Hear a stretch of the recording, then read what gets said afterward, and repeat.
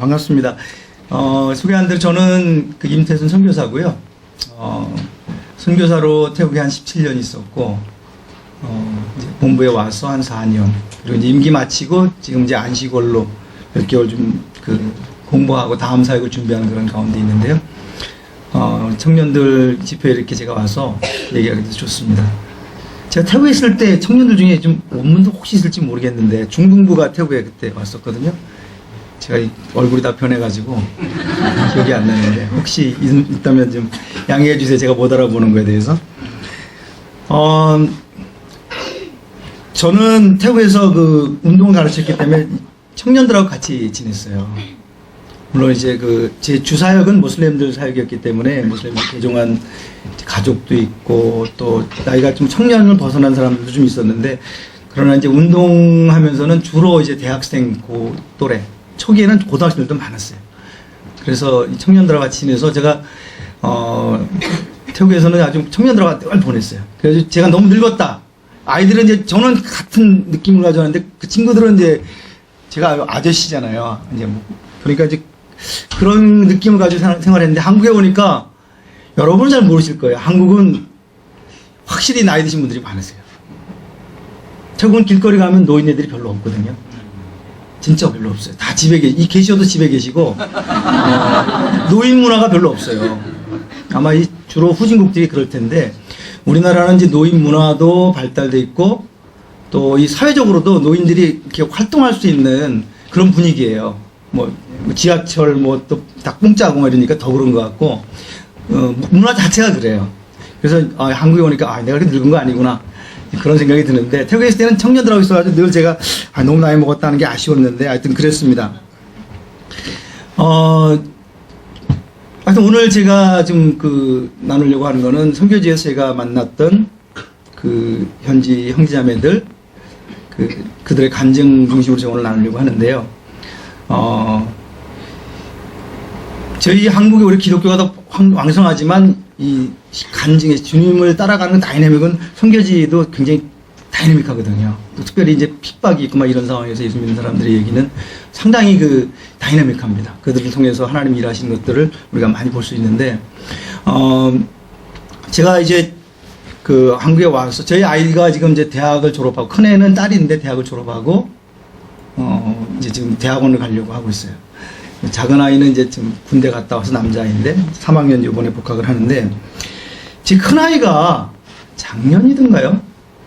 진지하게 저한테 한번 물었어요. 아빠 왜 선교사가 됐냐? 어떻게 선교사가 됐냐? 그전에도 이제 물론 뭐 선교에 대한 얘기는 했지만, 그때는 얘가 정말 진지하게 자기 질문으로 저한테 했어요. 그래서 이제 제가 기회다 그러고 이제 제 간증을 쫙 했어요. 제가 어떻게 예수를 믿었고, 왜 선교사가 됐는지. 저는, 예수 안 믿는 집안에서 태어나서 컸어요. 그리고 저희 아버지는 상당히 안티였어요. 기독교에 대해서. 그래서 저한테 늘 기독교에 대해서 부정적인 일 많이 해주셨어요. 예수 믿는 것들은 가서 죄 많이 짓고, 새벽에 교회 가서 맨날 울고, 또 그 다음에 나와가지고 또 죄 짓고 이런다고 저한테 그게 늘 그게 세뇌였어요. 그래서, 그게 이제 제 머릿속에 많이 박혀 있었고, 근데 이제 제가 고등학교쯤 됐으니까, 사춘기 들어가니까 인생에 대한 질문이 생기잖아요. 그러면서 이제 내가 왜 태어났고, 무엇을 위해 살아야 되고, 이런 고민을 조금씩 하게 되면서, 이제 신앙에 대한 마음이 열렸던 것 같고, 하여튼 고등학교 1학년 때 처음 교회를 가게 됐어요. 지금도 절친한 친구인데, 그 친구가 조방전도 나와가지고 제 동갑인데요. 식목일 날이었는데 길거리에 제가 동생들 데리고 남한산성 올라갔다가 내려오는데 막무가내를 붙잡고 안 보내주는 거예요. 이제 황성진이라고 하는 제 친구인데 지금 이제 목회를 하는데, 막무가내는 저 교회 와야 된다는 거예요, 저보고. 그래서 이런 이상한 친구가 다 있나. 근데 제가 약속을 했어요. 하도 한 20분 정도 붙잡고 안 놔주니까 약속을 했는데, 제가 그때만 해도 굉장히 고지고대로 그런 사람이었기 때문에 약속을 해서 가야 된다 그래가지고 이제 교회를 처음 가게 됐는데요. 그때 6시 집회인가 그랬는데 학생들이 하나도 안 왔어요. 저는 한 5시 한 50분에 갔는데, 그래서 혼자 예배당에 딱 들어갔는데, 그때 아주 특별한 경험을 했어요. 내가 보이지 않는 어떤 세상이 있고 혹시 그 세상 안에 하나님이 있을지도 모르겠다는 그런 느낌을 받았어요. 그 교회에 들어가면서. 그리고 이제 그때는 한 번 가고 안 갔죠. 이제 마지못해서 간 거였으니까. 근데 확실히 교회 발을 들여놓는 거는 중요한 것 같아요. 그때 그 느낌이 꽤 오랫동안 이제 제 안에 남아 있었고, 몇 개월 뒤에 이제 제 이웃에 사는 친구가 다른 교회에 저를 끌고 가서 이제 교회를 다니기 시작했는데, 그러다가 고1 때 처음 가게 됐고, 고2 때 예수님 믿었어요. 고2 때 예수님 믿었고요. 제가 이제 이제 예수님 믿는 거야, 그냥 이제 예수님 영접을 한 건 어떻게 보면 굉장히 다이내믹한 건 아니었는데, 그러고 나서 이제 고민이 시작되는 거예요. 제가 예수를 믿었는데, 그러면 정말 하나님 살아계신다면 내가 하나님 뜻대로 살아야 되는데, 저는 제 인생이 너무 아깝고, 그래서 내가 이제, 저도 굉장히 논리적인 그런 생각을 하는 그런 경향이 있어서 그런지 몰라도, 내가 그럼 안 믿는 거 아니냐? 내 인생을 하나님께 안 맡긴다면? 근데 하나님 살아계신 것 같은데? 이런 속에서 계속 제가 갈등을 했던 것 같아요. 그래서 그때가 제일 힘들었는데, 그 고2 말 때 12월 20일 날 새벽이었는데 제가 교회에서 기도하다가 특별한 체험을 했어요. 설명하기는 어려워요. 근데 소위 성령 체험이라고 하는 그런 체험을 하게 됐어요. 제가 다니는 데는 장로교 합동집 교회였는데, 그게 이제 저한테 충격이 됐죠. 하나님이 없다고 생각했는데. 그래서 제가 제 딸한테 이런 얘기를 했어요. 제가 그때 충격을 받았다. 하나님 없다고 생각하고 내가 거의 17년을 살았는데, 그때 그 체험이 하나님이 없다는 걸 부정할 수 없는 그런 체험이었기 때문에 내가 엄청난 혼란이 왔고 갈등이 생겼다. 그래서 그때 이제 그 경험을 가지고 내가 이제 하나님 뜻대로 살아야 되겠다고 결심하는 계기가 됐다. 그리고 실제로 제가 고2 말이었거든요, 그때가. 고3 내내 전도로 다녔어요. 지금 생각하면 말도 안 되죠. 대학 입시 공부해야 되는데, 그때는 예비고사, 본고사도 있고 그런 시절인데. 하여튼 굉장히 열심히, 대학 입시가 중요하지 않을 정도로, 하나님 살아계시다는 것이 너무나 충격이 됐기 때문에, 이제 그런 얘기를 하면서 근데 제가 이제 선교사로 헌신이 된 건 고3 때였어요. 고3 이제 말쯤에 사도행전 1장 8절 말씀을 통해서 땅끝에 대한 이야기를 들었고, 또 저희 가르쳤던 전사님 중에 한 분이 태국 선교사가 되실 분이었어요. 그럼 나중에 선교사 되셨죠. 근데 이제 그분 영향도 있고 그래서 제가 이제 선교사로 헌신을 했는데, 그러고 나서도 이제 상당히 갈등은 제 안에 없지는 않았어요. 근데 제가 고2 말에 폐결핵을 이제 앓게 되면서 폐결핵이 좀 많이 심한 상태였어요. 그래서 졸업하자마자 대학도 못 가고 한 2년 정도 이제 투병 생활을 했는데, 이제 그때가 제가 이제 아마 하나님께 헌신하게 된 계기가 됐던 것 같아요. 이제 각혈을 한번 했는데, 내 몸 안에서 뜨거운 피가, 시커먼 피가 나오는데, 제가 그걸 탁 받았거든요. 근데 몸에 손바닥이 따끈한데 보니까 피가 제 입에서 나오는 거예요. 근데 그때 제가 뭘 느꼈냐면, 내가 내 안에 사망을 담고 살고 있었구나. 그 피 냄새는 사망의 냄새였어요, 저한테는. 그러면서 그때가 아마 제가 인생의 중요한 결정을 했던 것 같아요. 그 전에 경경 체험할 때 하나님께 헌신하기로 결정했다면, 실제로 그것이 실제화된 거는 아마 그 순간이었던 것 같은데, 내 인생이 별거 아니구나. 난 내 인생이 대단한 줄 알았거든요. 그리고 아깝다고 생각했거든요. 근데 그 순간에 제가 알았어요. 내가 가지고 있는 시간, 내가 가지고 있는 재능, 기회, 건강, 이것이 아무것도 아니구나. 한순간에 무너질 수 있구나. 실제로 한순간에 제가 무너졌어요. 사회적으로 또 격리될 존재가 됐고, 전도 앞으로 내 인생이 어떻게 펼쳐질지 모르는 그 전에 공부 고찰 했거든요. 근데, 그러면서 제가 알았어요. 인생 별거 아니구나. 그때 19살 때 너무 지금 다시 빨리 깨닫긴 했는데, 그때 깨달은 게 얼마나 다행인지 몰라요. 지금 제가 이제 60이 다 됐는데, 지금 생각하면 그때 깨달음이 맞은 것 같아요. 지나고 보니까 정말 인생 소중한 하나님 주신 시간이긴 하지만, 우리가 생각하는 것만큼 그렇게 대단한 거 아니거든요. 근데 이제 그때 그걸 깨달았어요. 제가 이제 그런 얘기를 제 딸한테 하면서, 제가 이제 제 마음에 있는 얘기를 좀 했죠. 난 너희들이 돈을 위해서, 또 니들이 안락한 네 삶을 위해서 사는 것보다는, 꼭 선교사가 되라는 얘기는 아니지만, 하나님 보시기에 가치 있는 일을 하면 좋겠다. 지금 저는 계속 아이들한테 그렇게 얘기해요. 돈을 위해 살지 마라. 물론 우리 젊은 아이들한테는 우리 아빠 참 꼰대다. 자기는 다 지나갔으니까 저렇게 쉽게 얘기하지. 이렇게 말할지는 모르겠는데, 그때 제가 그런 얘기를 좀 했어요. 그래서 그때 나는 인생에 대해서 무엇이 가치 있는 것인지 고민하게 됐고, 하나님께서 원하는 그 인생에 내 인생을 투자하는 것이 가장 가치 있는 투자라는 것을 그때 그렇게 이제 마음에 확정을 했고, 그 이후에는 내가 선교사 되는 것에서 고민해 본 적이 없다. 그래서 이제 투병을 마치고 대학 들어가고, 또 이제 제가 대학원도 하고, 또 뭐 선교사, 이런 모든 과정에서 한 번도 나는 하나님께 내 인생을 들여서, 또 특별히 이제 선교사로 살아가는 것에 대해서, 뭐 후회하거나, 그 가지고 뭐 이렇게, 왜 그랬지? 한 그런 적은 없었다. 이렇게 이제 얘기를 했어요. 사실 제 마음속에는 지금 저희 아이들이 그렇게 살았으면 좋겠어요. 지금 이제 저희 딸애 같은 경우 대학을 졸업하고 학교 연구원 같은 거 한 1년 하다가 지금 다시 대학원을 간다고 그러는데, 자꾸 물어봐요. 아빠, 엄마 지금 선교사로 살아서 인생에 대안도 없고, 보니까 무슨 아무 대안도 없고, 지금 재산도 없고, 돈도 없고, 지금 저 인생이 참 어떻게 갈까? 그 걱정이 돼가지고 자기들 돈을 벌어야 되는 생각을 하는 것 같아요. 그래서 그러지 마라. 하나님 우리 여기까지 책임졌고, 나는 너희들이 정말 하나님이 기뻐하시는 너희들이 가치 있는 일을 왜 하면 좋겠다. 이제 그렇게 얘기를 했고, 이제 최근에도 저희들이 이제 아침에 경건의 시간 한 거를 저녁 때 와서 같이 얘기를 하면서 상당히 좋은 시간을 가졌어요. 제 아들이 이제 또 방학 때 와 있었기 때문에, 신앙적인 고민도 얘기하고, 또 우리 아들 같은 경우는 자기는 죄하고 싸워서 도저히 못 이길 것 같다. 그런 이제 주제도 최근에 우리가 아주 깊이 있게 얘기를 했는데, 이 젊었을 때 우리가 하나님을 알고 하나님 안에서 인생에 대한 어떤 전체 그림을 그려간다는 것은 정말 큰 특권이라고 저는 생각합니다. 그리고 제가 대학 시절에 이제 서울 침례교라고 침례교회 그 이동원 목사님 있던 교회에 했는데, 그때 우리 청년들이 같이 신앙생활 하면서 고민 많이 했어요. 우리 그리스도인으로서 우리가 세상 가운데 빛이 되기 위해서 뭐 어떻게 살아야 되냐.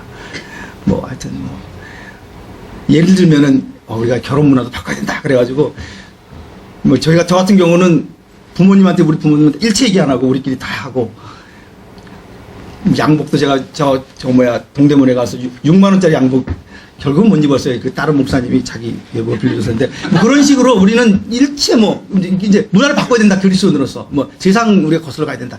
막 그런 가지고 이제 그들이 같이 했는데, 그때 우리 같이 공부했던 그 친구들이 지금도 대부분 다 그렇게 살아요. 뭐 형태는 다양하지만은. 근데 이제 나는 그래서 우리 아이들이 그런 꿈을 가지면 좋겠다고 이제 그런 얘기를 좀 저희들이 하고 있는데, 이제 거슬러 올라가면요, 하나님을 만나야 돼요. 그게 그 어떤 당위성까지 되는 것 같지는 않더라고요. 하나님에 대한 그 하나님과 직면 이제 더 넘어서 이제 하나님과 공감하고 내가 하나님을 알아간다 하는 건 거기서부터 이게 시작이 되지 않나 싶습니다. 그런 면에서는 이제 저희 그 아이들을 보면서 좀 안타깝긴 해요. 제가 오늘 말씀 나눌 전체 주제를 호세아 6장 3절 말씀으로 좀 생각을 했는데, 그러므로 우리가 여호와를 알자, 힘써 여호와를 알자. 그의 나타나심은 새벽빛같이 어김에 없나니 비와 같이 땅을 적시는 늦은 비와 같이 우리에게 임하시리라 하니라. 그 호세아는 북이스라엘 아시리아의 멸망을 앞두고 있는 그 자기네 민족을 보면서 이제 멸망을 선포했던, 하나님 심판을 선포했던 그 선지자거든요. 근데 아마 심판을 막을 수 없다고 생각했던 것 같아요. 그 예언을 쭉 보면은. 그런데 그러나 우리 민족이 그런 상황 가운데서 다시 일어나고 다시 우리가 회복을 하려면 여호와를 알아야 된다.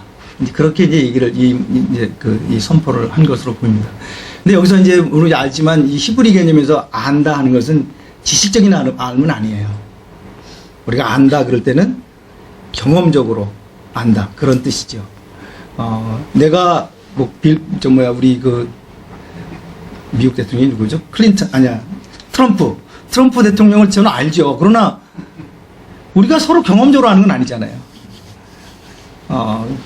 근데 여기서 이제 여호와를 알자 하는 것은 이제 하나님을 경험적으로 하는 건데, 이거 시편 37편인가에 보면 이제 맛보아 알아 이렇게 맛보아 알라 이렇게만 표현했거든요. 그래서 하나님과 경험적으로 공감을 하는 그런 알므로 이 알아가는 것이 참 필요하다는 생각이 들어요. 특별히 제가 이제 한국에 들어온 지 한 5년 됐는데, 예전에 저희가 처음 그 신앙생활 할 때보다 젊은 세대들 얘기해요.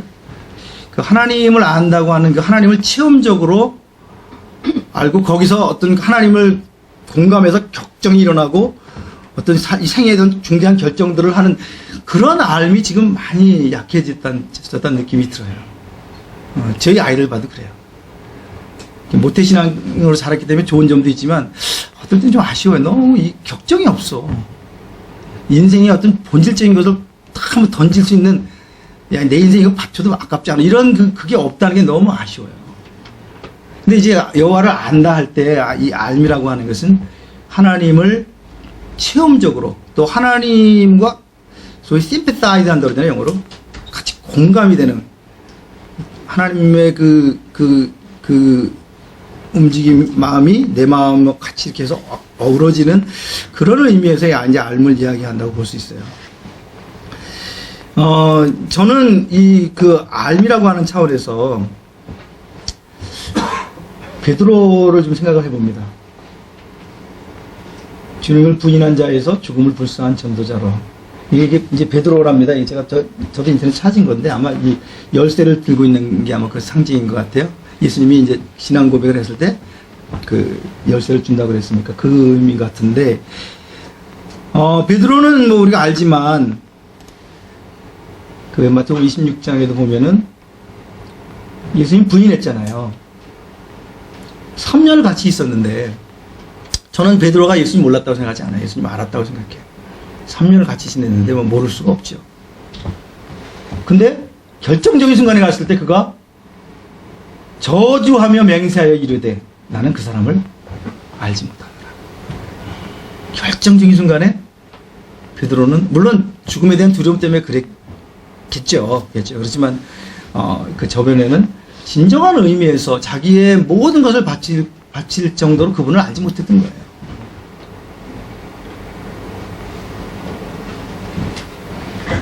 그리고 이제 실패를 하고 주님을 부인하고 그랬던 베드로잖아요. 근데 이제 그 사도행전 5장에 보면요, 예수님 그 당시보다 더 심한 상태예요. 아까 그때는 자기는 예수님이 심판받는 주변에 같이 서 있던 사람으로서 그 일을 당했는데 이제 자기가 직접 죄수로 공회 앞에 세워지는 더 위기 가운데 베드로가 섰는데 29절에 보면 베드로가 사도들이 대답하여 이르되 사람보다 하나님께 순종하는 것이 마땅하다. 나는 내 예수님을 증거하는데 내 목숨 내놓을 수 있다. 난 거기에 절대 양보할 수 없다. 이제 그런 얘기를 한 거거든요. 굉장히 짧은 기간 사이에 바뀌었어요. 아무리 질문해 볼 수 있죠. 무슨 일이 있었길래 베드로가 바뀌었을까? 이 세 가지 정도인데 제가 볼 때는 제일 큰 거는 저는 이거라고 봅니다. 어떤 장면인지 아시겠어요? 예수님이 이제 그 재판을 받고 있는 상황에서 닭이 이제 울 때 베드로가 세 번째 부인했잖아요. 그때 누가복음 22장에 보면은 돌이켜 베드로를 보셨다고 그랬거든요. 사실 예수님은 경황이 없을 때죠. 그때 막 이렇게 맞기도 하시고 막 이럴 때인데 예수님의 마음은 사실 베드로가 있었던 것 같아요. 그 순간에. 그래서 닭이 울고 부인했을 때 돌이켜서 베드로가 눈이 마주친 거죠. 저는 이때 예수님과 베드로 사이에 진정으로 알매 공감이 일어나지 않았겠나. 물론 베드로 입장에서는 그 정말 용납하기 어려운 자기의 실패 속에서 예수님과 눈이 마주치고 그때 우리가 모르는 어떤 그 스파크가 일어나면서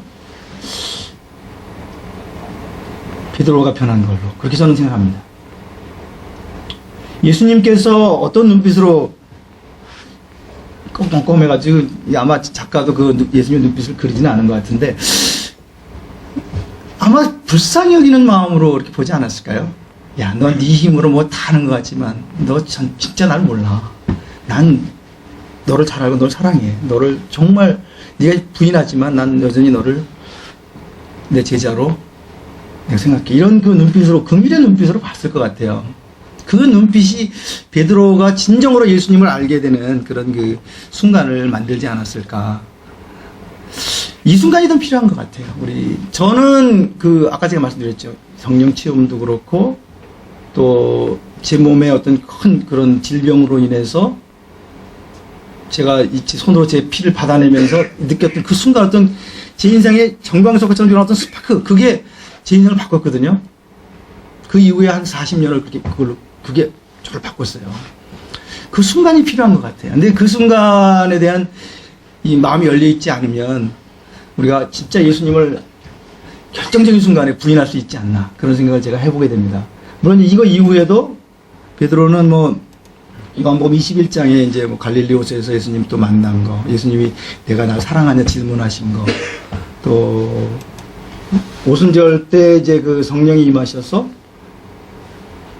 예수님이 그렇게 얘기하셨거든요. 성령이 임하면 그가 내 영광을 나타내리라. 그래서 예수님이 그때 오순절 성령을 받은 경험을 하면서 이 베드로가 예수님의 영광을 그때 보지 않았나, 이런 여러 가지 이유가 있는데, 제가 볼 때 제일 큰 거는 그 결정적인 순간에 예수님과의 스파크가 있지 않았나.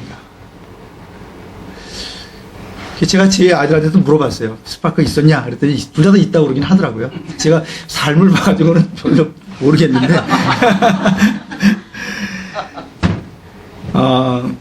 고맙죠.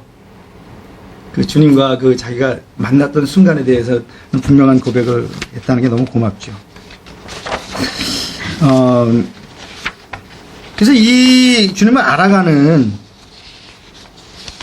베드로가 만났던, 또 제가 만났던, 그리고 수많은 우리 신앙의 선배들, 우리의 동료들이 만났던 그 주님과의 그 순간은 스파크 순간은 다 다를 거예요. 일반화하기 어려워요. 그러나 그 순간이 그 사람의 삶의 생애를 바꾸는 그런 경험을 하게 한다는 것을 제가 말씀드리고 싶어요.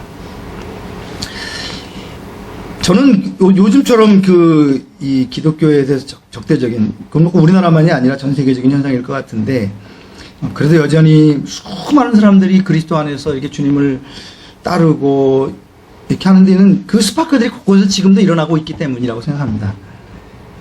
중요한 질문은 나에게 일어나는지 이게 질문이겠지만은, 어쨌든 간에 여전히 지금도 주님은 베드로에게 고개를 들이켜서 베드로의 눈을 보셨던 그 순간처럼 여러분들의 생애 어떤 극적인 순간에 그 눈길을 여러분들에게 던지고 있다. 저는 그렇게 생각합니다. 최근에 제가 잘 아는 형제가 그런 얘기를 하더라고요.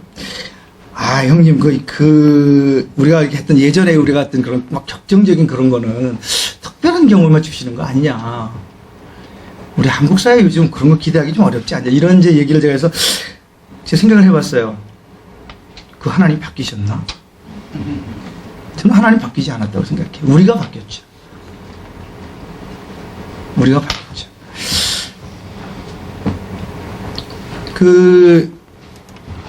예수님이 하신 말씀인데요. 요한복음 5장 17절에 보면은, 이 예수님께 반대하는 그 바리새인들을 향해서 예수님이 이렇게 얘기하셨어요. 예수께서 그들에게 이르시되 내 아버지께서 이제까지 일하시니 나도 일한다. 저는 굉장히 저한테 중요한 말씀 중에 하나예요. 오늘날 선교도 이렇게 이걸로 정의합니다. 옛날에는 교회가 파송해서 선교사가 선교한다고 생각하는데 요즘은 그렇게 말하지 않고요. 하나님이 지금 일하시는 현장에 우리가 참여한다. 이렇게 얘기를 해요, 선교를. 근데 이제 이 구절에 보면은 그걸 얘기하시는 거예요. 이미 하나님이 우리들 가운데서 일하고 계시다는 거예요. 하나님은 물론 창세기 1장에 보면은 천지 만물을 창조하시고 안식하셨지만 그 이후에 우리 성경에 기록된 역사를 보면 언제 예수님이 하나님이 안식하셨어요. 안식하셨지만 여전히 일하셨죠. 여러 가지 모양으로. 인간의 중요한 역사적 순간순간마다 주님이 오셔서 관여하시고 또 지도하시고 자극하시고 때로는 또 심판도 하시고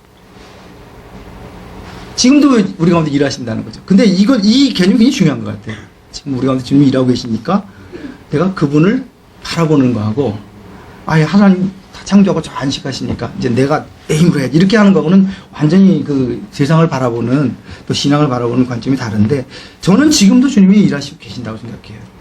그리고 제가 선교지에서 경험한 것이 바로 그 현장을 제가 경험할 수 있었다는 것이 너무 감사해요. 선교지가 지금 한국보다는 더 생동감 있는 생생한 그런 사건들이 많은 것 같습니다. 제가 이제 이 시간에 이제 우리 선교지에서 제가 이제 있었던 간증들을 나눈다고 그랬는데, 우리 째라고 하는 지금 목사님이죠. 우리 목사님 이야기를 좀 하고 싶어요. 그 동영상이 어떻게 해야 되는지 모르겠는데 한번 해보겠습니다. 동영상을 잠깐 보고 이거 어떻게 하는 거지?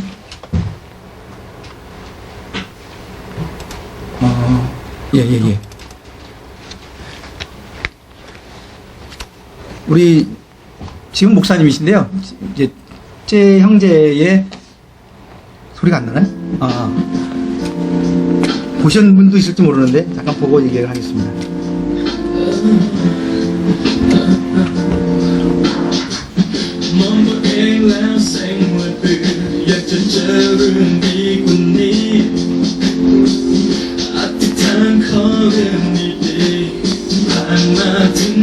동영상이 안 뜨네.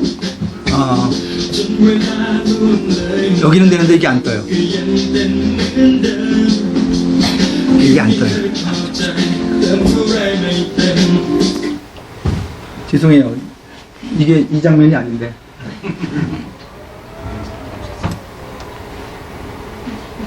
그걸 빼야 돼요? 네.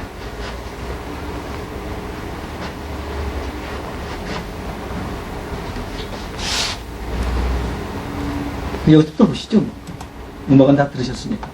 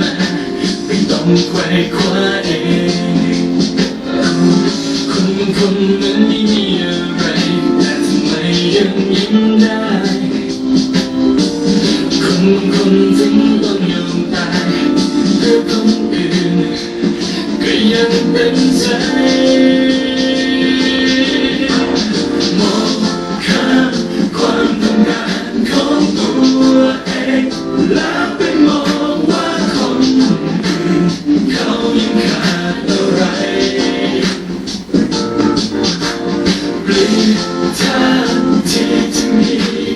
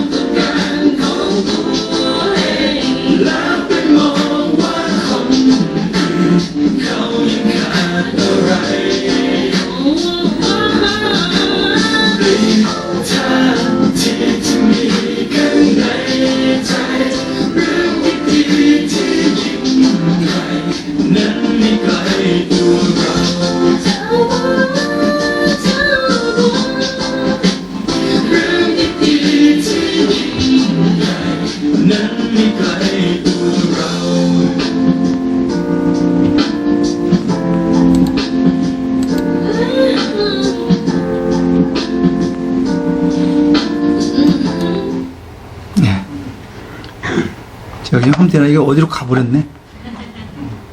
그냥 하면 됩니까? 저긴 보이는데 여기는 안 보이네. 괜찮아요? 그냥 할까요? 네. 우리 째 형제 감정을 좀 간단히 좀 나눌까 싶어요. 제가 째 형제를 만난 거는 18살? 10대 후반. 시골, 태국은 동북부가 제일 가난한데요. 가난한 그 지역 시골에서 온, 청년이었습니다. 고등학교 졸업하고 이제 방콕으로 와서 제가 섬기던 그 교회 기숙사에 있으면서 이제 처음 만났는데, 처음 만났을 때는 별로 매력적이진 아이가 아니었어요. 그러니까 한 1m 한 60, 61밖에 안 되거든요. 키가 조그맣고, 태국 사람 친구는 머리가 곱슬머리예요. 태국 사람 원래 곱슬머리 아니거든요. 그리고 그때 제가 이제 만났을 때, 얘가 정서적으로 문제가 있었어요. 혹시 정신병 있는 애가 아닌가 싶을 정도로. 이제 요즘은 많이 태국이 좋아졌는데, 그때 한 20년이 뭐예요? 20년 더 됐죠? 그때는 태국의 에이즈가 굉장히 심했습니다. 그래서 저희들이 태국 갈 때, 절대로 이발소에서 면도하면 안 된다. 그렇게 이제 교육을 받고 갔거든요. 면도칼로 이게 이제 에이즈를 옮길 수 있으니까. 비공식 통계로 한 200만 명 정도가 에이즈 이제 감염자다. 그렇게 이제 얘기가 되고 있었기 때문에 그런 얘기를 듣고 저희들이 갔고, 또 실제로 이제 시골에서는 그 에이즈로 죽는 사람이 굉장히 많았어요. 그리고 이제, 태국 사람들이 이제 그런 이 성적인 그런 그 기준이 좀 우리보다 약하기 때문에 한 사람이 에이즈 걸려서 들어오면은 마을이 금방 퍼졌어요. 그런 속에서 이제 이 아이가 어린 시절을 보내면서 주변에서 에이즈들이 막 죽는 걸 많이 봤는데, 그게 아마 이제 충격이 됐는지 그때 제가 만났을 때도 맨날 그 앉아가지고 에이즈 걸린 사람 죽으면 어떡하지? 그 고민을 하는 그런 막 그걸 떨고 그랬어요. 그래서 정신과 가서 상담도 받고 그런 아이였거든요. 근데 그게 첫인상이었어요. 근데 이제 그 어간에 제가 만난 그 어간에 그 찬양가 경배와 찬양인가? 경배와 찬양. 그 팀이 그때는 이제 해외 다니면서 선교 집회를 했는데, 방콕에 와서 집회를 했는데, 그 집회에서 예수님을 만났어요. 찬양 집회에서. 그래서 이제 내가 편안하게 바뀌면서 그런 부분들도 극복을 하고, 이제 그때 이제 전문대학 이제 막 입학을 하고 이럴 때였거든요. 그게 제가 처음 만난, 그 만남의 그 기억입니다. 그래서 이제 자기가 그 찬양 집회에서 예수님을 알게 됐고, 이제 저하고 이제 성경 공부도 하고 상담도 하고 그러면서, 자기가 예수님을 더 알고 싶다. 그런 얘기를 했어요. 자기가 예수님을 믿은 것 같은데, 예수님을 더 알고 싶다. 그래서 같이 이제 얘기도 많이 하고, 또 마침 이 째 형제가 제 검도 가르치는 첫 번째 제자였어요. 저희 집에 와가지고, 저희가 이제 죽도가 이렇게 있었는데, 그 죽도를 보고, 이게 뭐냐고. 그 죽도다 그랬더니, 자기 검도 안다고 자기부터 가르쳐 달라고 그래가지고, 일하는 애하고 째하고 둘이 이제 첫 제자였는데요. 그래서 이제 저하고 더 가까워졌죠. 교회에서 이제 말씀을 내가 가르치기도 하지만, 또 이제 그 운동도 이제 배포가 제자가 이제 되고, 근데 이제 검도를 이제 시작을 했는데요. 원래는 제가 모슬렘 마을에서 하려고 시작한 거거든요. 그래서 모슬렘 마을에 제자들이 한 10명 있었어요, 실제로. 근데 이놈들은 맨날 마약이나 하고, 축구는 정말 좋아하는데, 검도는 한간 한 번씩 와요, 그냥. 그래서 저는 이제 마을에 들어가는 접촉적인 목적이었으니까, 뭐, 그런 대로 그냥, 그래서 걔들하고 한 10년 넘게 했는데, 실력은 내나 그 자리에, 그놈들은. 근데 이제, 걔들 때문에 시작했는데, 우리 일반 아이들, 불교도 아이들이 막 몰려오기 시작하는 거예요. 이 태국 아이들이 검도에 대한 관심이 굉장히 그때 높았습니다. 그래가지고 애들이 막 몰려오는데 제가 주체를 못해가지고 그 근처에 있는 대학에 그 동아리를 열고 이제 검도 동아리를 시작한 거죠. 그리고 이제 첫 번째 만났던 이 제자들, 이제 교회 아이들이었어요, 그 아이들이요. 교회 아이들이 이제 주축이 되고, 이제 막 애들이 막 한 30명, 40명이 막 몰려오기 시작하면서 검도를 하게 됐습니다.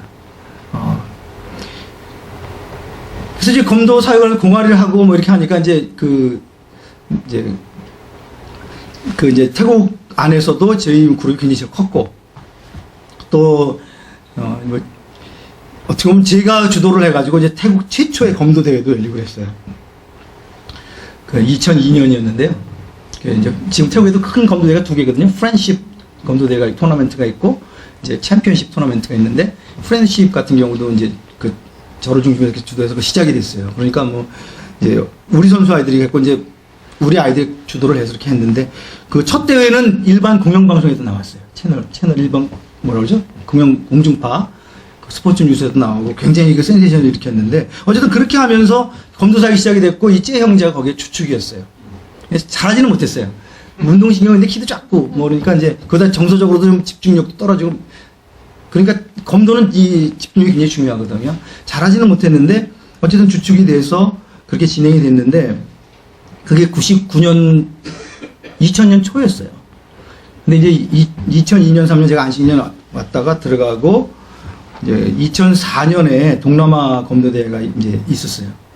제가 이제 2004년 매 3년마다 동남아 국제검도대회가 있거든요. 2004, 2007, 2010까지 제가 이제 태국팀 코치로 같이 했고요. 2013년에는 제가 한국에 들어와 있었어요. 근데 이제 그때도 이제 태국협회에서 저한테 당신 마지막으로 한번 와서 하자 그래가지고 그때는 말레이시아 할 때인데 제가 한국에 있다가 다시 들어가서 마지막 4번을 제가 참여했는데 첫 번째 대회였습니다. 그래서 이제 그 대회에 갔는데 저는 몰랐는데 이제 우리 그 제자들 중에 이제 쟤하고 한 몇 명이 이제 그 대표팀에 들어가게 됐어요. 그래서 이제 그때 당시만 해도 동남아 지금 10개 나라인데 지금 9개 나라가 참석합니다. 지금 그때는 근데 얘인가 5개 나라밖에 참석을 안 했어요. 그러니까 팀이 적으니까 각 나라마다 2팀씩이 참석했어요. 그래서 10팀인가 9팀인가 이제 시합을 했는데 이제 그 우리 태국팀 만들 때 우리 제 제자들은 다 B팀이에요. 제자들 몇 명하고 못하는 몇 명이라서 B팀을 만들고 이제 원래 오랫동안 일본 사람들 배웠던 제자들이 있어요. 그 사람들이 A팀을 해가지고 가서 이제 A팀이 가서 우승할 거라고 간 거죠. 그러니까 이제 두 팀에서 이제 출전을 했는데 이제 형제가 그때 기도를 했다고 그래요. 자기가 가면서 저는 그 검도한 지 얼마 안 됐고 근데 제가 하나님이 좀 이번 계기를 통해서 하나님께 제가 좀 주님의 뜻을 좀 묻고 싶습니다. 제가 정말 하나님 저를 사용하기 원하신다면 이번 대회에서 저한테 감투상을 받게 해주십시오. 이렇게 기도했대요. 예, 그러니까 이제 그 영어로 하면 캔더 스피릿이라고 그래요. 그래서 이제 그 보통 대회 하면은요 일본 사람들이 영향을 주는 대회는 다 그렇게 합니다. 이제 그 금메달, 은메달, 뭐 동메달 주고 마지막에 이제 각 나라별로 한 몇 명 안 돼요. 잘하는 사람을 뽑아가지고 검도 스피릿이라고 이제 상을 줘야 돼. 격려하는 거죠. 감투상이니까. 이제 그런데 그 자기는 메달은 받을 가능성이 없으니까 겐더 스피릿을 좀 받을 수 있도록. 그러면 정말 하나님이 나를 사용하신다는 것을 내가 알아듣겠습니다. 그리고 기도를 했대요. 이제 그러고 이제 간 거예요. 저는 몰랐죠. 근데 이제 가서 대회를 하는데 단체전을 하는데 말이죠. 우리 일본 분들 코치가 있었거든요. 저는 이제 한국 사람 혼자고. B팀은 제 제자들이 많으니까 제가 다 이렇게 했어요. 근데 A팀은 이제 그 일본 코치들이 두세 명 하고 여러 명 가서 막 뭐라고 그랬거든요. 근데 여러분 뭐 제 말투를 통해서 이해를 생각했겠지만 결승전에 누가 왔냐면 B팀이 올라간 거예요. A팀은 떨어지고. 그러니까 그냥 또 와 몰려가지고 애들 했는데 얘네들이 우승을 했어요. 그래가지고 뭐 다른 나라에서는 제가 이제 영어로 스티브인데 저 스티브 사범이 한국에서 한국 선수들을 좀 수입을 해다가 이게 부정 선수가 들어온 게 분명하다. 막 이제 그런 농담까지 있을 정도로 얘들이 이제 전혀 예상치 못해 우승을 해버린 거예요. 근데 우리 이제 찌 형제는 마음속에 좀 약간 낙심이 되더래요. 왜냐하면은 메달을 받은 사람한테는 감투상을 안 주거든요. 이게 이제 메달 못 받은 사람 중에 잘한 사람을 격려하기 위해서 주는 건데, 그러니까 자기 마음속에는 참 나는 감투상이 정말 중요한데 나한테는 금메달도 좋지만. 그래서 마지막에 이제 시상식 할 때 이제 쭉 벌써 금메달 다 주고 끝나고 이제 감투상을 맨 마지막에 부르는데 제 형제 이름을 부른 거예요. 그래 보통 그렇게 안 하거든요. 금메달 받은 선수에게 감투상 안 주거든요. 그때 이 제 형제가 온몸에 전율을 느꼈대요. 오히려 이제 안 될 거라고 생각하는 순간 이렇게 하나님 말씀하셨기 때문에 그때 자기는 하나님이 정말 가까이 느껴졌답니다. 하나님 살아계시구나. 그리고 하나님이 나를 원하시는구나. 그러고 나서 사실 공부 잘 못했거든요. 대학도 그냥 계속 낙제하고 낙제 막 그랬어요. 근데 하나님의 부르심이 이게 되니까요. 획가돼가지고 그 다음에 대학 졸업하고 또 신학교에 가서 이제 대학원 졸업하고, 지금 이제 목회를 하고 있는데, 저는 이 형제의 간증을 통해서 하나님이 사실 예상치 못하는 상황에서, 그건 우리가 볼 때는 감투성 받을 수 있지 이렇게 생각할 수 있지만, 본인이 기도했고 하나님 앞에 그것이 불가능하다고 느끼는 순간에 주님이 그것을 응답했을 때 하나님의 그 손길을 느낀 거죠.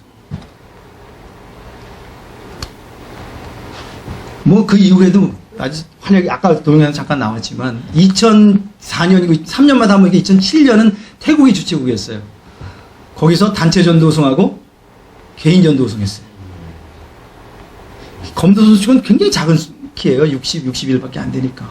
근데 한 번도 포인트를 안 주고 완사이드하게 다 이겨가지고 금메달 땄어요. MVP죠, 대회. 이제 그렇게 하면서 이 형제가 변하기 시작하는데, 뭐 눈이 막 초롱초롱하고요.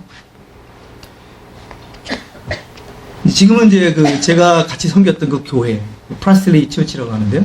그 교회 이제 담임 목사로 지금 거의 한 6, 7년 됐죠. 해가지고 잘합니다. 그리고 본인이 그런 그 주님의 그 만난 경험이 검도에서 했기 때문에 방콕시에서 운영하는 청소년 센터에 그 검도 교실을 제가 있을 때 열었는데, 지금도 거기 지도사범으로 본인이 나가서, 그 사실 누가 뭐 월급을 주는 것도 아니고 뭐 격려하는 것도 아닌데 자기가 지금도 계속 나가서 지도사범으로 애들 가르치고, 또 아까 얘기 나온 것처럼 청소년들을 위해서 복음을 증거하는 도구로 이제 검도를 하고 있습니다.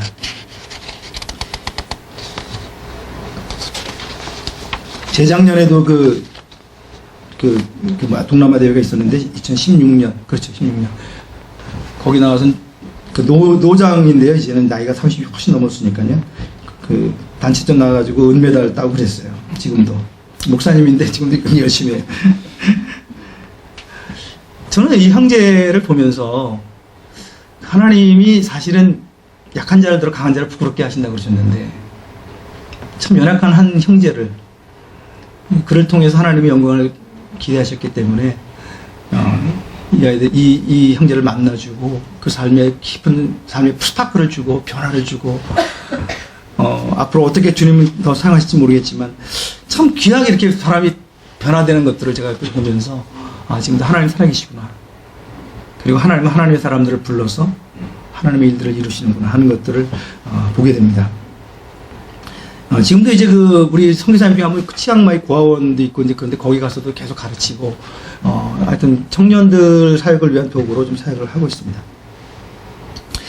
두 번째 제가 간증하는 건, 제가 원래 뭐 이슬람 사역을 했으니까 이슬람 배경에서 주님 만난 형제자매들 얘기가 참, 제가 개종자들 제가 직접 동기 한 10명 안팎?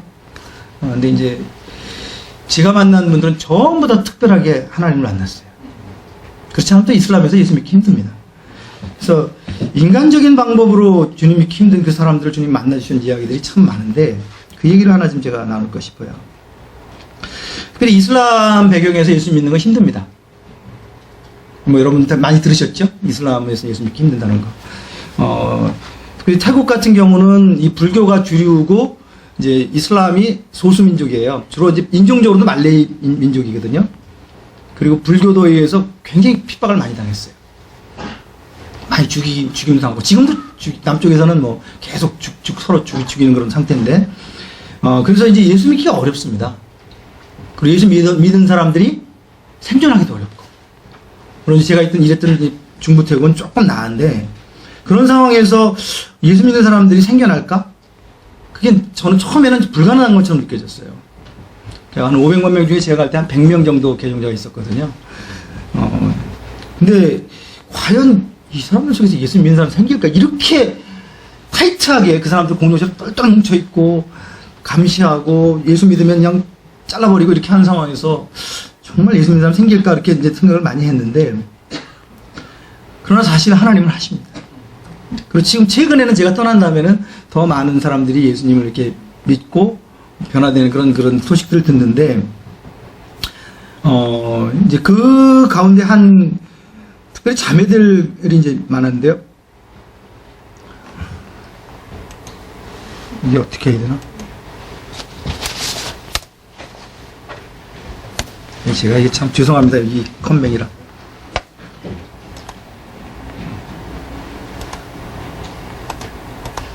이거 맞나? 이거 됐네요. 그렇죠? 고맙습니다.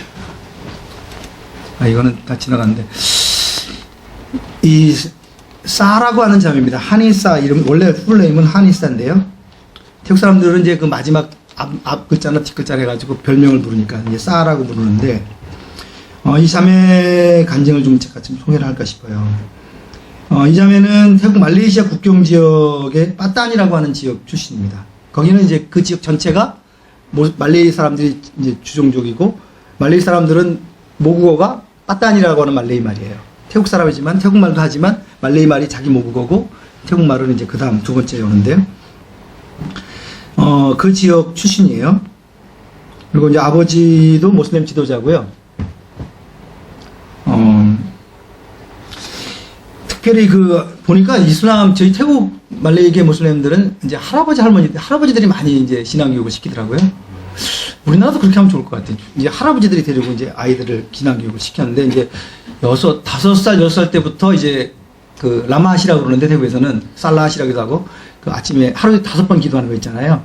새벽에 동특이 전에 한 번, 정오 시간에 한 번, 오후 3시쯤, 태국 시간은 3시 반쯤 되는데요. 3시 반쯤, 저녁 6시 반쯤, 그 다음에 이제 마지막 밤중에 자기 전에 한 번.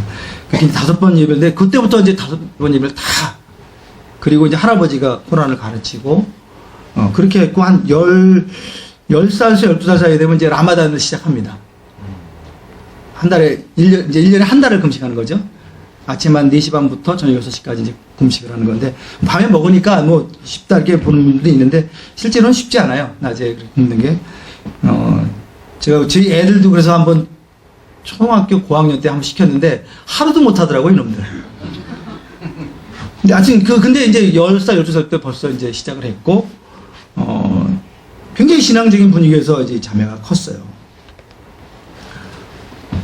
근데 이제 이 자매가 고2 때 특별한 경험을 했다고 합니다. 고등학교 2학년 때 이제, 그날도 여느 때처럼 이제 기도를 하는데, 이제 제가 그랬잖아요. 새벽에 하고, 12시, 12시는 태국가 딱 가운데 있을 텐데, 태국은 이제 위도가 좀 그래가지고, 12시 한 반 좀 될 때가 중간에 옵니다. 그래서 12시 반, 그 다음에 3시 반 이렇게 하는데, 3시 반에 아마 그 기도를 마치고, 보통은 이제 개인 기도를 하거든요. 라마스를 하고 난 다음에, 개인 기도를 이렇게 한 시간을 가져요. 근데 이제, 그날도 이 자매가 이제 하고, 개인 시간을 갔는데, 막 이상하게 슬픔이 몰려왔대요. 막 그렇게 하면서 자기도 모르게 막 울었대요. 이제 고등학교 2학년이니까 이제 뭐 사춘기, 곧또래잖아요, 이제. 그러면서 그 마음속에 깊은 곳에 어떤 말이 떠올렸냐면은, 이제 이제 알라죠, 알라, 당신은 내가 어려서 당신께 하루 5번씩 매일같이 예배를 드리는데, 정말 당신이 계신가?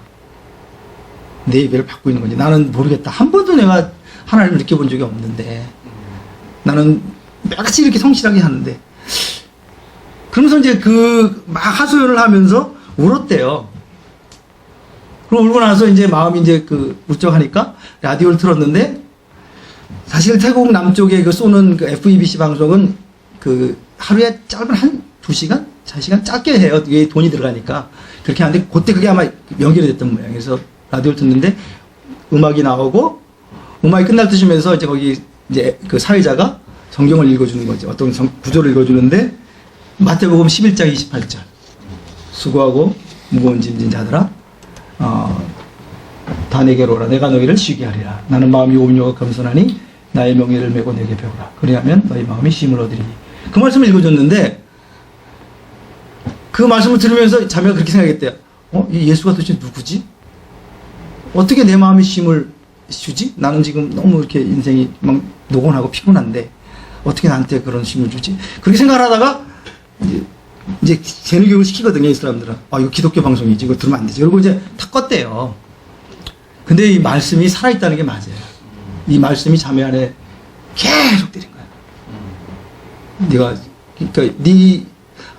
그러니까 이슬람 사람들은 여러분 상상을, 우리 상상을 못 할 거예요. 하루의 삶이 그냥 이슬람으로 쫙 묶여 있어요. 그 율법을 지키려면. 그러니까 그 속에서 너무너무 피곤하고 그런데 자꾸 그때마다 생각이 났대요. 근데 이제 자기는, 이거는 기독교인데. 그러고 이제 지나갔는데 자매 공부를 잘했어요. 그래서 이제 대학을, 이제 남쪽 굉장히 그 좋은 명문 대학이 있는데요. 그 송클라 대학이라고 거기를 이제 대학을 진학을 했어요. 시골에서. 그래서 이제 도해지로 나왔죠. 거기는 말레이어권이 아니라 말레이어권하고 태국어권 경계되는 지역의 도시인데 거기서 이제 그 공부를 하게 됐는데 대학교 1학년 이제 1학년이죠.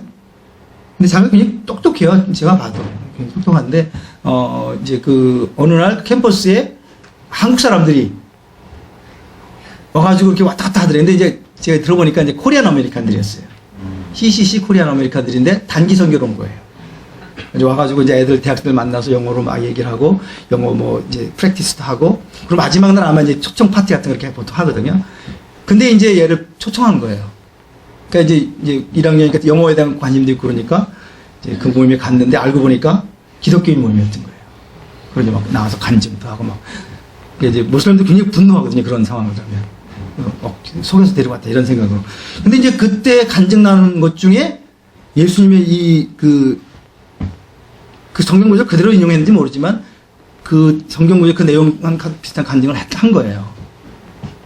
그게 이제 아마 맞물렸던 것 같아요. 그래서 자매가 굉장히 그것 때문에 이제 마음이 한편으로는 불쾌하지만 또 한편으로는 예수가 누구지 이런 그 생각을 하게 하는 그런 이제 그 순간이었는데 그날 그 밤에 잤는데 꿈에서 예수님 만났어요. 자기가 꿈에서 이제 꿈을 꾸는데 자기 시골집에 있었는데요.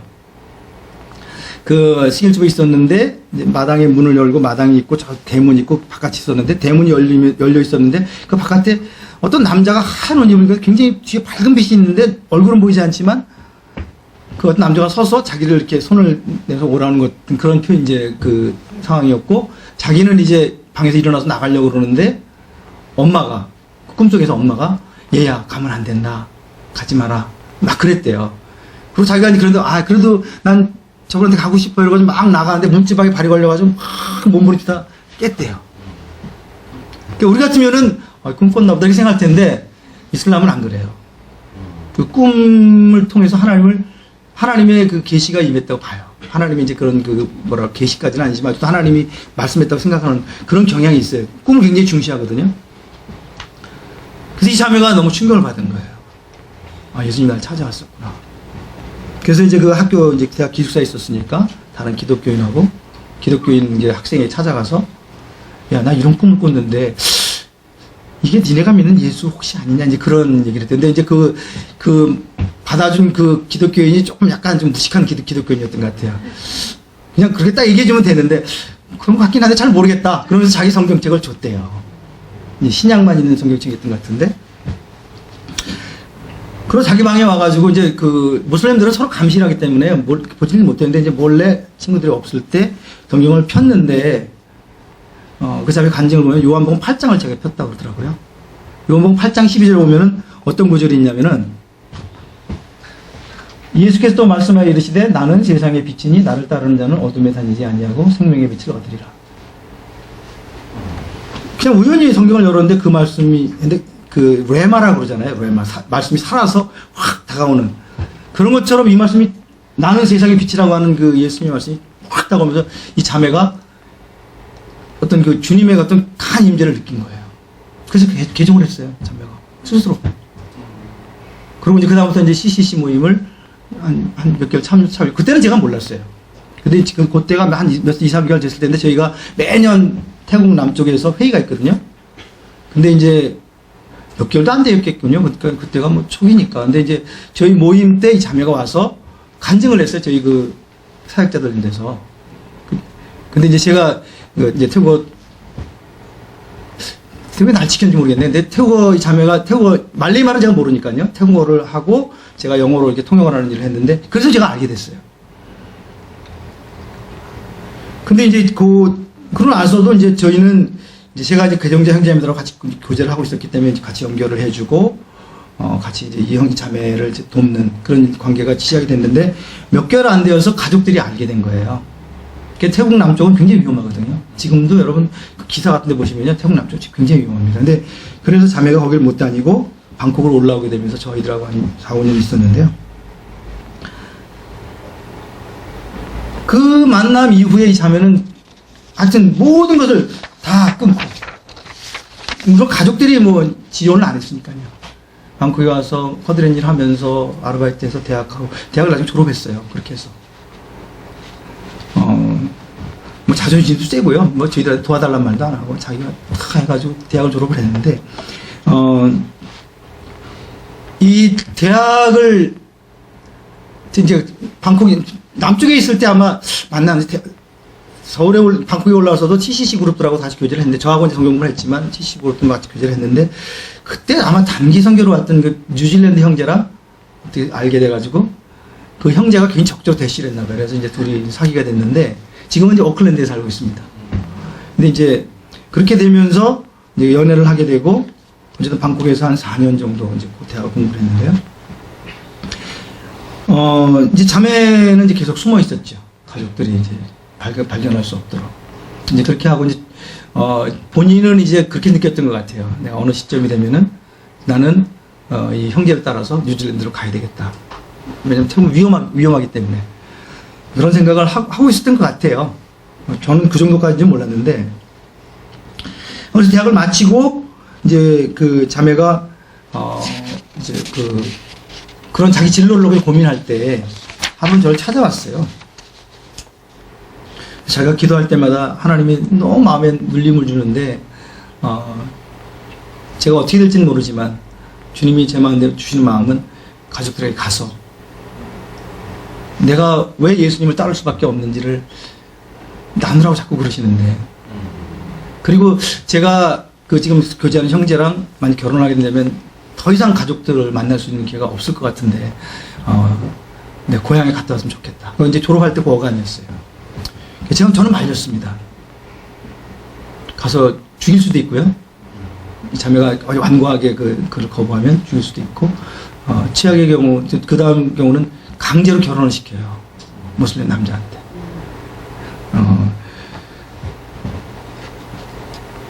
근데 저는 말렸는데, 그 다음날 우리 갔더라고요. 내려갔더라고요. 그래서 이제 남쪽에 있는 선교사들하고 이제 연결을 하면서 이제 얘기를 들어보니까 갔는데, 뭐 아니나 다를까 이제 가족들이 이제 감금을 하고, 이제 나중에 우리가 때려오르진 않았다고 그러더라고요. 근데 이제 이맘들, 마을에 이제 그 이슬람 지도자들이 와서 하고, 보통은 이제 부모들이 안 해요.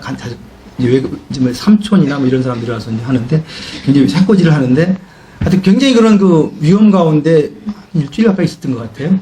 제가 그때 이제 저희 후원자들 기도 부탁도 하고, 우리 성사들도 모여서 같이 기도하고, 굉장히 열심히 기도했는데, 한 일주일 뒤에 풀려났어요. 풀려난 게 아니라 엄마가 이 딸이 위험하다는 걸 느꼈기 때문에 몰래 풀어줬어요. 그러니까 엄마가 풀어주지 않았으면은, 그 강경한 그대로 있었으면은 무슨 일이 벌어질지 모르는 상황이었는데요. 그래서 이제 다시 방콕에 나중에 올라왔는데, 제가 그때 그런 생각이 들었어요. 야, 저는 머리는 이해돼. 저도 선교사니까 내가 만난 그 주님을 가족들에게, 최소한 내 가족들에게 얘기하고 싶다. 내가 왜 여기까지 왔는지. 그 마음 제가 이해는 되는데, 그래도 그렇지, 그 지역에 굉장히 많이 사람들 죽이는 지역 중에 하나였거든요. 제가 사도행전 1장 8절 말씀 생각했어요. 여러분 사도행전 1장 8절 말씀 알죠? 오직 성령이 너에게 임하시면 너희가 권능을 받고 예루살렘과 온 유대와 사마리아 땅끝까지 이르러 내 증인이 되리라. 여기서 증인이라는 말이 원래 순교라고 하는 단어하고 어원이 같답니다.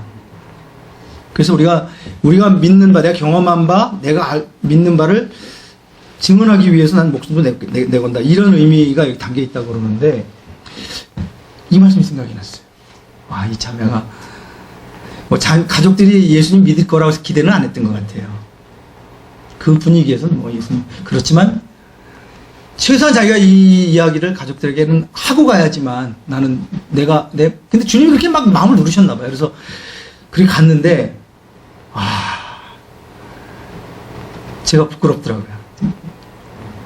물론 저 선교사로서 어쨌든 막는 게 맞게 맞았겠지만, 내가 이 복음을 위해서, 내가 사랑하는 사람들에게 이 간증을 내가 하기 위해서 난 목숨을 걸 수 있을까? 그런 도전을 제가 받았습니다. 또 하나는 우리 자매가, 이때만 해도 제가 참 팽팽했는데, 2008년이었습니다. 10년 전이네요. 이제 그 오클랜드에 가서 이 마크라고 하는 이제 형제하고 결혼을 하게 되는데,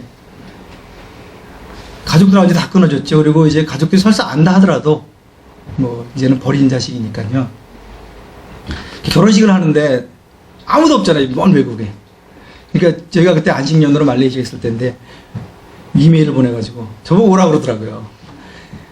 야, 아빠가, 서양식은 아빠가 데려가야 되는데 아빠가 없다. 지금 당신이 나 와서 일을 해야 되겠다. 그래서 이제 비행기 값도 없는데 하여튼 뭐 거금을 들이고 제가 비행기 타고 날아갔습니다. 그래서 이제 2008년인지 9년이면 9년이었었네요. 2008년이었던 것 같은데, 어쨌든 가서 제가 그 결혼식에 자매를 데리고 이제 그 입장을 했습니다. 첫 번째고요. 작년 10월 달에는 두 번째로 또 그 몬테이라라고 하는 자매인데, 그 자매가 또 결혼하는데 거기도 또 아버지가 안 와가지고 그 자매는 태국에서 했는데 저하고 저희 아내가 또 가서 했습니다. 근데 그 결혼식이 굉장히 성대했어요. 왜냐하면 그 형제가 그 사역자였는데 세 교회가 연합해서 이제 그 해줬기 때문에 거기는 뭐 저희가 염려했던 것 같은 그런 뭐 단촐한 그런 결혼식은 아니었는데, 여기는 정말 자매는 뭐 거기 유학원 태국 사람 하나 같이 있더라고요, 자매 하나가. 근데 제가 그 입장하기 전에 이제 자매에게 물었어요. 네 인생에서 너무 여자로서 가장 소중한 그런 시간인데 네 가족들의 축복도 못 받고 아무도 너희 축복하지 않는 가운데 이렇게 결혼하는 것에 대해서 어떠냐? 눈물이 핑 돌더라고요, 자매가. 근데 그런 이내 이렇게 얘기하더라고요. 저는 주님이 있기 때문에 괜찮습니다. 참 제가 2015년에 또 가서 봤는데 이제 아들을 하나 낳고 둘째 이제 뭐 임신을 했더라고요. 제가 가서 좀 싫은 소리 했어요. 난 네 가족들이 아직 예수님 모르는데 너 태국 와서 네 가족들에게 복음 전할 수 있는 길을 어떻게든 찾아야 된다고 제가 도전을 했는데, 와서 하다가 죽을 수도 있는데 어쨌든 간에 참 그 주님을 안다는 것은 어떤 영역에서는, 어떤 지역에서는 많은 데크가 필요합니다. 저희 이 땅도 그랬어요, 예전에요. 지금은 우리가 시대가 바뀌어서 괜찮지만 한국에서도 그랬죠. 저는 그런 생각을 해봅니다. 참 이 복음이, 내가 예수님 만난 것이 뭐길래 이렇게 목숨까지 자기 모든 것을 걸어서 그렇게 할 수 있을까? 그러나 지금도 세계 곳곳에서 주님을 만난 사람들은 그 길을 가고 있습니다. 제가 한 사람 얘기만 더 해보겠습니다. 이 형제는 제가 사진이 없더라고요. 사진이 어디 있을 텐데 찾지 못했어요. 죄송합니다. 저기 김병훈 선교사로 써있죠? 우리 김병훈 선교사 얘기 좀 하겠습니다. 한국 사람 얘기지만. 지금 요 형제는 째 목사고요. 가운데 형제는 또 지금 변호사인데, 하여튼 딱 주님 열심히 섬기는 그런 형제들인데요. 우리 김병훈 선교사는 제가 2006년 13위 세계 검도 선수권대회 대만에서 할 때 거기서 만났어요. 이 형제는 그 한동대를 졸업하고 대기업을 3년 그때 다니다가 대기업 그 생활이 힘든가 봐요. 그래서 자기가 그걸 사표를 내고 공부를 더 하겠다. 그 대신 미국이나 이런 데가 비싸니까, 제가 있는 태국에 국제대학이 있어요. 영어로 가르치는 대학이 있어요. 근데 거기 그 대학이 호텔 경영학이 굉장히, 태국이 이제 호텔이 많잖아요. 그 굉장히 유명한 대학이에요. 그래서 이제 그 대학 유학을 하려고 이제 그 자기가 모은 돈을 들고 태국에 갈 준비를 하는 중인데, 이제 그 시간 인터벌이 있는 그때가 세계검대대회가 있었어요. 그래서 이제 비행기를 타고 대만에 세계검대 보러 온 거예요. 근데 이제 이 형제가 이제 그런 세계대회가 일어나서 팜플렛이 나오잖아요. 딱 봤는데 태국의 감독 보니까 한국 사람인 거예요. 성이 스티브 임인데 태순 임 이렇게 되니까 깜짝 놀랐나 봐요, 형제가. 자기가 태국 갈 건데, 그리고 이 형제는 검도를 너무너무 좋아하는 형제예요. 검도를 너무 좋아하는 형제예요. 그래서 거기까지 온 거죠. 그러니까 이제, 태국 대표팀에 한국 사람이 있으니까 너무 반가워. 그래가지고 막 수소문 내가지고 대회 기간 중에 찾아왔어요. 저를. 그러면서 저보고 제가 태국에 갈 건데, 몇 개월 뒤에 갈 건데, 가면 같이 운동해도 되겠습니까? 전 너무 좋죠. 한국 사람 와서 도와주면 젊은 사람이 오는데. 그래서 이제 그렇게 만났어요. 그 몇 개월 뒤에 왔습니다. 근데 왔는데 보니까 한동대 출신인데 예술 안 믿어. 진짜 대단하다고 그랬어요. 그 안에서 어떻게 예술 안 믿고. 근데 자기는 절대로 예술 안 믿는데. 그래서 이제 만났는데요. 절대로 안 믿긴 몇 개월 뒤에 예수 믿었어요. 성교사들 사회에 들어왔으니까 어쩔 수 없죠. 그러면서 3년 공부했는데 3년 동안 거의 단기 성교사처럼 제 일을 도왔습니다. 아까 그 째 형제 그 동영상 있죠? 2008년에 만든 건데, 그 형제가 만든 거예요. 자기가 평생 두 번째 만든 거래요. 대학 다닐 때 학교 프로젝트 한 번 하고, 그 두 번째 잘 만들었잖아요. 그래서 이제 저하고 이제 3년 동안 같이 지냈어요. 그리고 이제 영어로 하는 대학원 과정을 다 마치고, 이제 한국에 다시 돌아오게 됐는데, 이제 태국에 있는 동안 이제 처음 예술 믿었고, 굉장히 열심히 저랑 좀 공부를 하고, 또 다른 분들하고 공부하고, 신앙이 많이 컸어요. 그리고 거의 선교사처럼 일했어요, 저하고. 그렇게 이제 했는데, 가기 전에 저한테 찾아왔어요. 선교사님, 제가 예수님을 몰랐는데 태국에 가서 예수님도 믿고, 선교사님 사역하시는 걸 보니까, 그리고 제가 다시 대기업 가서 일하는 생각하니까 너무 끔찍합니다. 모르겠어요. 저는 대기업에서 일을 안 해봤기 때문에 잘 모르겠는데, 자기가 굉장히 지금 고민을 하고 있다고 그러더라고요. 대기업에서 자기가 어떻게 할 건지 이렇게 보이는데, 내가 이 태국에 와서 정말 새로운 인생을 봤는데, 제가 선교사 하면 안 되겠냐고. 저는 사실은 그때는 제가 동의를 못 해줬어요. 왜냐면 선교사라는 게 자기 원한다고만 되는 건 아니잖아요. 파송하는 교회도 있어야 되고, 또 여러 가지로 이제 같이 돼야 되는데. 근데 이제 한동대에 선교에 미친 교수가 몇 사람들이 있어요. 근데 그 교수님 중에 한 분이 보내버렸어요, 그냥. 캄보디아 CMN이라는 거기에 한동대가 세운 전문대학이 있었는데, 거기에 교수로 보내서 5년 동안 사역했습니다. 사역 아주 잘했습니다. 지금 초신자인데 3년 믿었으면. 근데 그 형제가 저한테 한 말이 참 잊혀지지 않아요. 자기는 자기 인생이 보였대요. 나와 있으니까.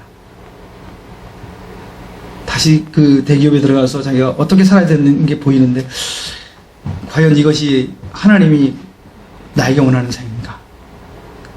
그러면서 지금 선교사예요. 김정은 선교사. 얼굴을 보여주면 잘생겼거든요. 키도 크고 운동도 잘하고. 얼굴이 안 보여서 좀 아쉬운데,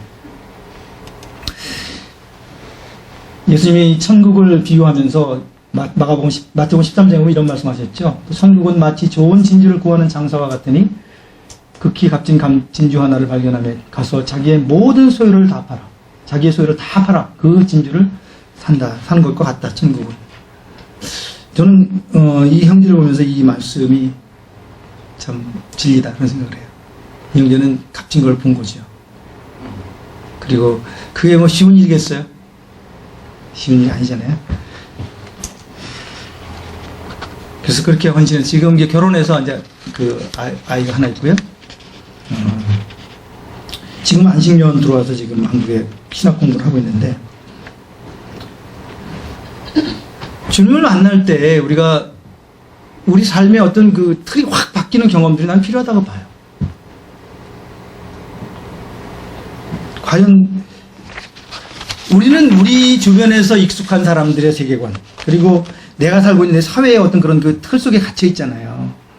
그리고 어떤 부분, 상당 부분 그것이 현실이죠. 그러나 그게 전부는 아니잖아요. 하나님이 보는 관점으로 이 세상을 만약에 볼 수만 있다면 좀 다르게 볼 수 있지 않을까. 그 관점으로 우리가 이 세상을 바라볼 수 있다면, 그리고 내 인생을 바라볼 수 있다면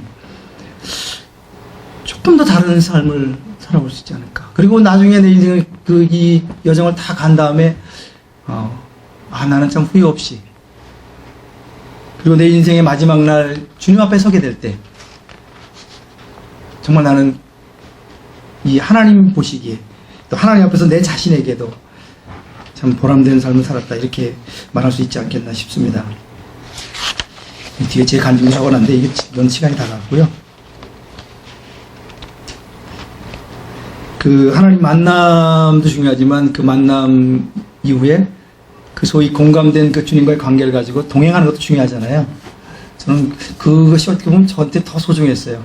지난 아파트 예수 믿은 지 한 40년 됐는데 정말 그게 소중했어요. 그리고 그 주님과의 그 동행 속에서 주님이 저에게 주신 축복들은 뭐 이런 말로 다 할 수 없어요. 물론 선교사로 살았기 때문에 어려운 고난이 왜 없었겠어요. 왜 없었겠어요. 근데 그거는 뭐 인생의 모든 사람이 겪는 거기 때문에 정말 하나님과 동행하는 것이 나에게 얼마나 축복이고 영광인가 하는 것들을 많이 경험했는데, 오늘 그 말씀을 다 나누긴 그렇고요. 이게 지금 그래서 검도 지금 제가 썼다가 저 2004년입니다.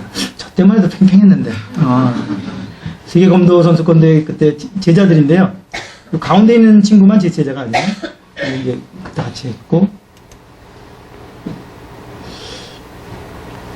그래서 이제 저는 요즘 그런 생각을 해요. 저도 이제 뭐 저보다 더 연배되신 분들 많이 계시지만 인생을 이제 어떻게 보면 뭐 3분의 2, 4분의 3 이렇게 살아온 입장에서 인생을 쭉 돌아보면서 이제는 내가 하나님 앞에 서서 내 인생을 결산할 날이 조금 있으면 오겠구나, 그런 생각을 많이 하거든요.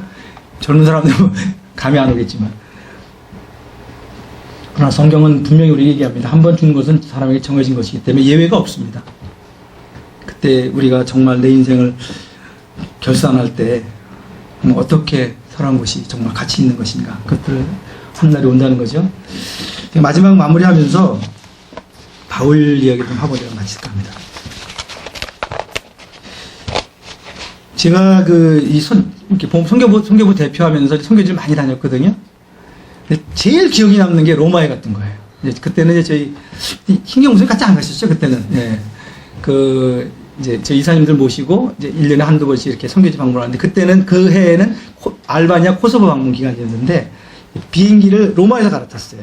그래가지고 로마에서 하루 밤을 묵고 이제 들어갔는데, 그때 몇 군데를 갔지만 그 중에 한 군데가 그 로마시 외곽에 사람들이 많이 안 가는 지역이라고 하더라고요. 바울이 마지막에 갇혔던 감옥이에요. 그 시내에도 바울이 갇혔던 감옥이 있다고 그러더라고요. 근데 이제 그거 말고 이제 외곽에 있는 마지막에 갇혔던 감옥인데요. 그 감옥에 갔었어요. 이게 그 감옥 어디는지 모르지만 거기는 같은 바울이 갇혔던 감옥이라고 자리라고 그러더라고요. 반지하 감옥인데 이제 굉장히 조그매요. 이게 사진은 커 보이지만.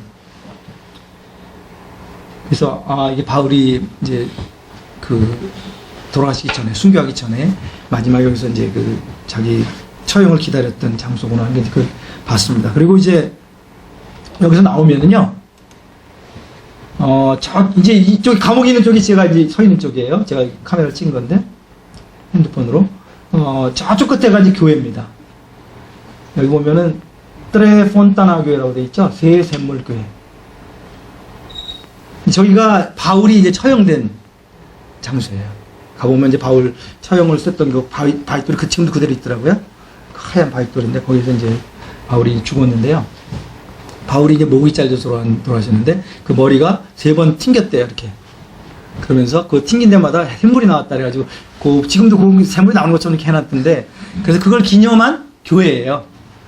이제 그 교회인데, 여기서 저기까지 가는 거리가 한 150m, 200m, 그 정도 됩니다. 근데 전 특별한 경험을 했어요. 이때 이제 여기서 나와서 저 교회를 보면서 교회 이제 소개 얘기를 들었거든요. 걸어가는데, 바울이 2000년 전에 자기가 이제 처형당한다는 걸 알고 있었잖아요. 감옥 마지막 거기서 처형장을 향해서 형장을 해서 걸어갈 때, 그때는 이렇게 뭐 화려한 그런 건 아니었겠죠. 무슨 생각을 하고 이 길을 걸어갔을까? 그 생각을 하게 됐어요. 내가 억울하게 죽는구나, 그렇게 생각하고 갔을까? 아니면 우여곡절도 많았고 고난도 많았고 오해도 많이 받았지만 나는 주님 부르심 앞에 부끄럼 없이 내 인생을 다 살고 이제 미련 없이 난 간다. 그렇게 갔을까? 그런 생각을 했어요. 성경에 근데 그 구절이 있습니다. 마지막 돌아가시기 전에 쓰는 것이 이제 디모데후서 4장 말씀인데, 아마 여러분 잘 아는 구절일 거예요. 이게 돌아가시기 전에 이제 쓰신 그 서신이라고 그렇게 알려져 있는데, 전제와 같이 내가 벌써 부어지고 나의 떠날 시각이 가까웠도다. 그러니까 바울이 돌아가실 걸 알고 있었죠. 이제 처형될 걸 알고 계셨고, 나는 선한 싸움을 마치고, 선한 싸움을 싸우고 나의 달려갈 길을 마치고 믿음을 지켰으니 이제 후로는 나를 위하여 의의 면류관이 예비되었으므로 주 곧 의로우신 재판장이 그날에 내게 주실 것이며 내게만 아니라 주의 나타나심을 사모하는 모든 자에게도니라. 저는 이 말씀 보면서 바울은 그 하나님의 영광을 보면서 갔겠구나. 비록 이 죄수로 형장의 그 이슬로 이렇게 자기 생애를 마치지만 그가 봤던 것은 그 하나님의 영광을 보고 저 길을 가지 않았을까. 아까 그 길을 보면 한간 제가 이 사진 다시 보는데 너무 좋아요. 나도 그렇게 살았으면 좋겠다. 제가 바울처럼 뭐 이렇게 목이 잘려서 이렇게 뭐 그 형장에 그거는 그렇게는 안 되길 바라지만 어쨌든 간에 뭐 그렇게까지는 안 되겠지만 어느 순간 언젠간 제가 마지막 제 인생에 이제 그 죽음의 문턱을 넘어서 주님 앞에 갈 텐데 그때 바울이 했던 이 고백을 하고 가면 좋겠다. 특별히 인생을 다 사신 저희 열들이 말고 우리 젊은 여러분들이 소위 그 엔드 비전이라고 그러죠. 그 경영학에서 마지막 내 인생 그 자리에서 또 다시 거슬러서 내가 현재를 이렇게 기획하는 바라보는 그걸 이제 얘기를 하는데 그 죽음 그 마지막 내 인생을 마치는 그 자리에서 볼 때 지금 내가 부끄러움이 없는 삶이 무엇인지 그런 생각을 해보면서 여러분들의 그 젊음을 정말 가치 있는 일에 사용하면 좋겠다. 또 실제로 그렇게 하는 사람들이 저는 아주 간단한 몇 가지 예를 들었지만 곳곳에 그런 사람들이 있다는 것을 우리가 기억하고 함께 세상을 거슬러서 하나님이 기뻐하시는 그 인생을 우리가 꿈꿔보면 좋겠다. 그런 생각을 해봅니다. 아멘. 제가 기도하고 마치겠습니다. 하나님 감사합니다. 사실 이 우주의 시간을 보면 저희 인생이라는 시간은 정말 눈 깜짝하는 순간도 아닌데 우리는 이곳에서 너무 많은 것들을 메어두고 영원하신 하나님을 생각하지 않고 마치 우리가 인생의 주인인 것처럼 영원히 살 것처럼 그렇게 착각하고 사는 우리 수많은 인생들을 주님 기억하시고 제가 하나님을 믿는 사람답게 하나님의 관점으로 제 인생을 바라보고 하나님과 함께 인생을 경영하는 자를 될 수 있도록 도와주시옵소서. 감사하고 예수님의 이름으로 기도했습니다. 아멘.